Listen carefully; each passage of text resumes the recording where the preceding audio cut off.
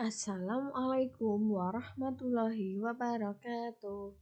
Hai anak soleh solihah kelas 6. Apa kabarnya hari ini? Alhamdulillah luar biasa. Allahu Akbar. Oke, Bu Guru masih di bab yang sama, yaitu tentang peristiwa dakwah Nabi Muhammad SAW di Mekah. Untuk hari ini kita akan mempelajari tentang strategi dakwah Rasulullah periode Mekah. Oke, paham anak-anak? Bisa dimulai? Oke. Strategi dakwah Rasulullah periode Mekah. Nabi Muhammad SAW melakukan dakwah di Mekah selama 13 tahun dengan strategi yang pertama adalah dakwah secara sembunyi-sembunyi. Dakwah secara sembunyi-sembunyi dilakukan karena kondisi saat itu belum memungkinkan untuk melakukan dakwah secara terang-terangan.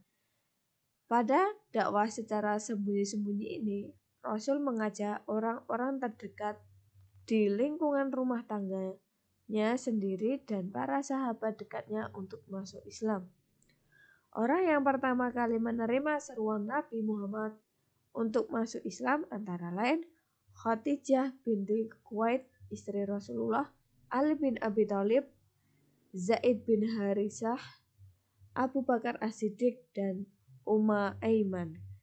Dalam menyebarkan ajaran Islam ini, Abu Bakar juga banyak berperan sehingga beberapa sahabatnya juga ikut masuk Islam. Di antaranya adalah Abdul Amr, Abu Ubaidah, Utsman bin Affan, Zubair bin Awan, Sa'id bin Abu Waqqas, dan Thalhah bin Ubaidillah.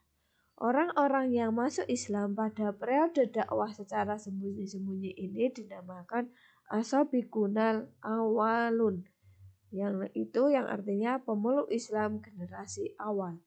Dakwah secara sembunyi-sembunyi ini dilakukan selama 3-4 tahun.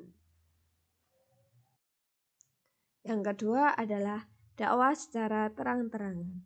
Dakwah secara terang-terangan ini dilakukan sejak tahun keempat dari kenabian. Dimulai sejak turunnya wahyu yang berisi perintah untuk berdakwah secara terang-terangan, yaitu terdapat dalam Quran surat Asy-Syu'ara ayat 214 hingga 216. Dalam melakukan dakwah secara terang-terangan, strategi yang dilakukan Rasulullah ada dua. Yang pertama adalah mengundang kaum kerabat dari keturunan Bani Hashim untuk menghadiri jamuan makanan dan mengajak masuk Islam. Orang-orang yang berhasil diajak masuk Islam di antara lain Ali bin Abi Thalib, Ja'far bin Abu Thalib, dan Zaid bin Harisah. Yang kedua adalah mengumpulkan penduduk kota Mekah, terutama yang berada di sekitar Ka'bah, untuk berkumpul di Bukit Sofa. Oke, dapat diambil kesimpulan bahwa strategi Nabi Muhammad itu saat melakukan dakwah selama 13 tahun ada dua, yaitu dakwah secara sembunyi-sembunyi dan dakwah secara terang-terangan. Dakwah secara terang-terangan itu dilakukan sejak tahun keempat dari kenabian, dimulai sejak turunnya wahyu yang berisi tentang perintah untuk berdakwah secara terang-terangan, yaitu dalam Quran surat Asy-Syu'ara ayat 214 sampai 216. Nah, dalam melakukan dakwah secara terang-terangan, strateginya Rasulullah itu ada dua, yaitu mengundang kaum kerabat dari keturunan Bani Hashim untuk menghadiri jamuan makanan dan mengajak masuk Islam.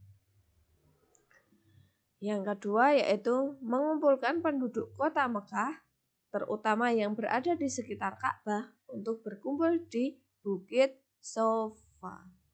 Oke anak-anak? Oke. Sekian dari Bu Guru. Apabila banyak salahnya, Bu Guru mohon maaf. Bu Guru akhiri. Akhirul kalam. Wassalamualaikum warahmatullahi wabarakatuh.